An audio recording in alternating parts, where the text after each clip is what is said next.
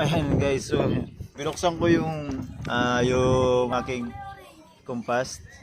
Compass. Yung aking outdoor ginawang DIY outdoor antenna. So ito yung new Wi-Fi. So ayan siya. Tingnan nyo guys, after 3 months na to dito sa taas. Ngayon ko lang na ulit na buksan.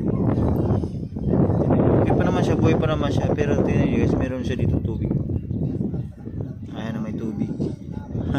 Pumapasok pala yung tubig, pero ganun naman siya, naka-slanting, kaya ayan dyan guys, yung area namin, yung bahay namin. Okay, dito talaga yung bahay dito guys.